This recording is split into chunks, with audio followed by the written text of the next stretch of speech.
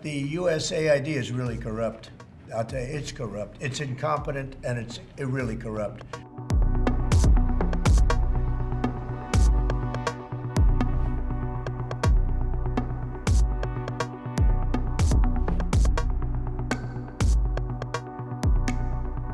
So that's an interesting example. So that's something where we work closely with the State Department and Secretary Rubio. And we have, for example, turned on funding for Ebola prevention and for HIV prevention. Left that, you said? Yes, correct. And we are moving fast, so we will make mistakes, but we'll also fix the mistakes very quickly. So, do you see it as a worthy cause, USAID? I think that there are some worthy things, but overall, if you say what was the bang for the buck, I would say it was not very good.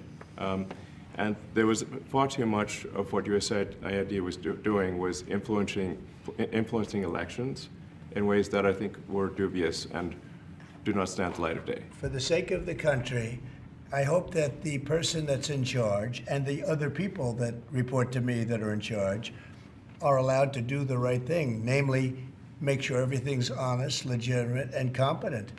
But we're looking at just, when you look at USAID, that's one. We're gonna look at the military, we're gonna look at education. They're much bigger areas. But the USAID is really corrupt. I'll tell you, it's corrupt. It's incompetent, and it's really corrupt. And I can't imagine a judge saying, well, it may be corrupt, but you don't have the right. You got elected to look over the country and to, as we say, make America great again, but you don't have the right to go and look and see whether or not things are right that they're paying or that things are honest that they're paying. Yeah. Are you policing yourself in that? Is there any sort of accountability check and balance in place that would... We have massive amounts of fraud that we caught.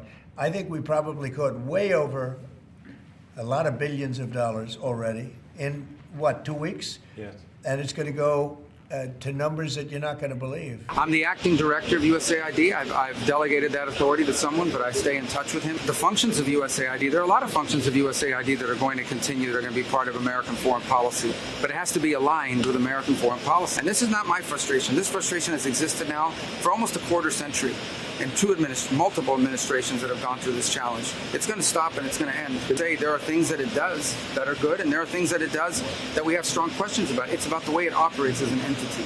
And they're supposed to take direction from the State Department, policy direction. They do not.